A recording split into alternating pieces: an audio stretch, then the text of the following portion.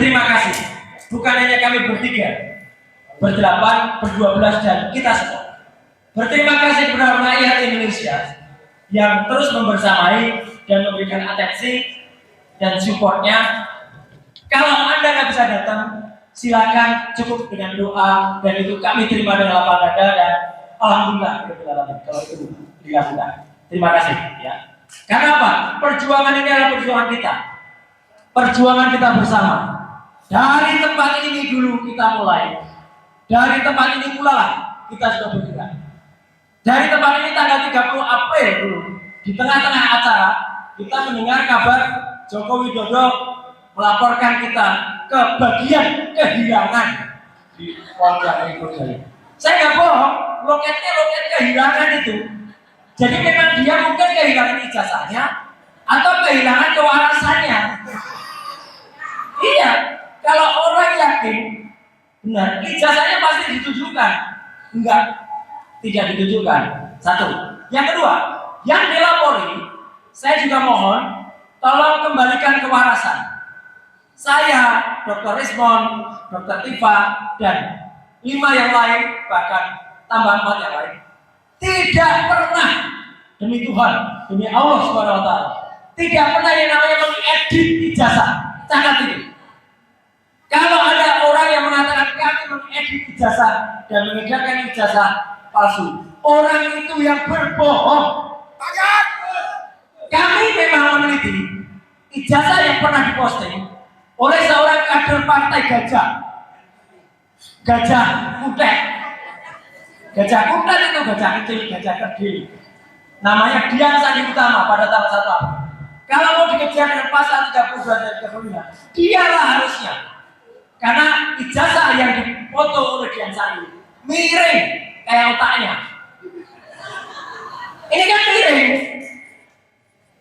Jadi dia sudah membuat ijazah yang tadinya tampak benar menjadi tidak benar. Dialah Dian Sandi.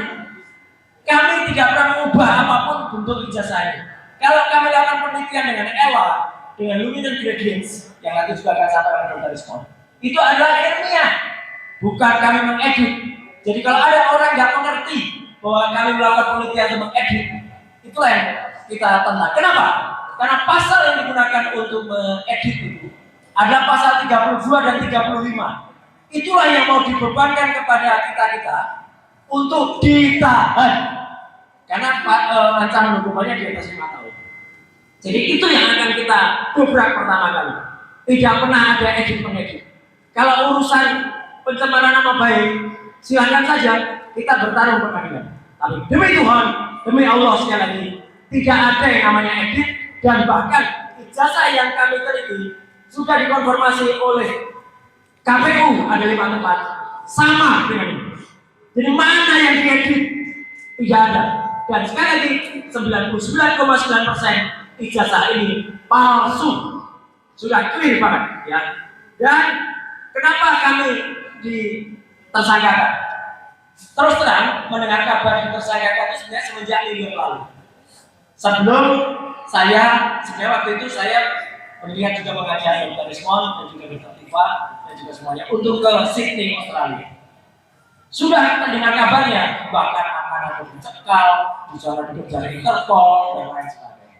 Alhamdulillah, jalan semuanya lancar, dan bukti utama yang kami peroleh, Gibran tidak punya ini. Sekali lagi, Gibran tidak punya yang katanya dia lulus dari BPS Insert. Nanti dia dilanjutkan Dr. Rismon. Kita mengejar ke Kementerian Pendidikan Dasar Menengah. Karena apa? Itu yang tidak sah persyaratannya. Persyaratan ijazah tidak ada, persyaratan rapor juga tidak ada selama 3 tahun. Jadi jelas banget. Dan kalau tadi dikatakan oleh Pak Ustadz Presiden, tidak ada Profesor Zaini Indrayana.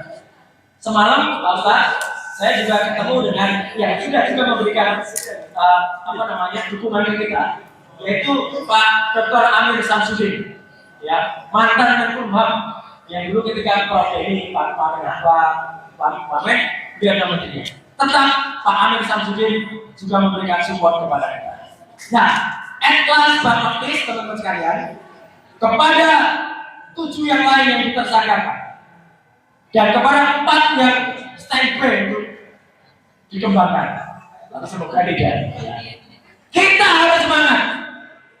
Kita percaya perjuangan kita adalah benar, jalan yang benar, dan insya Allah kita akan diridhoi dan diselamatkan oleh Allah SWT. Jangan kaget. Dengarkan kata-kata saya. Jangan kaget. Kalau nanti di tengah jalan ada emergency brake, apa itu? Itu adalah pertolongan dari Allah SWT. Mungkin kami harus mengalami dulu sesuatu yang sangat tidak enak, tapi insya Allah. Dan last but not least, pesan saya untuk Pak Prabowo.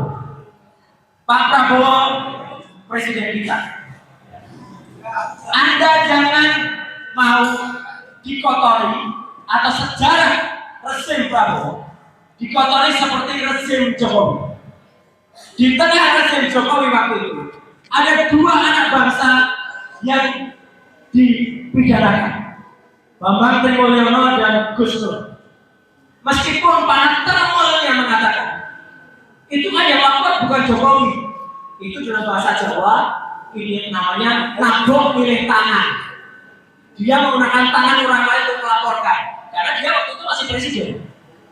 Tapi sekarang sama saja, jangan sampai Pak Prabowo, ini penting banget, yang suka dengan angka berapa? 8. Di tengah Pak Prabowo, di rezim Pak Prabowo ada 8 anak bangsa dipidana. Itu akan diingat oleh seluruh rakyat Indonesia bahkan dunia. Di tengah-tengah Presiden Prabowo Subianto ada 8 anak bangsa dipidana. Jadi teman-teman semua, ayo kita bersama-sama, ini kaos yang mulai kita dulu ya. Ada Pak Rizal Fadila waktu itu, mohon maaf tuh yang fotonya waktu itu memang baru berempat kali ya. Trio RT plus Pak Rizal Fadila.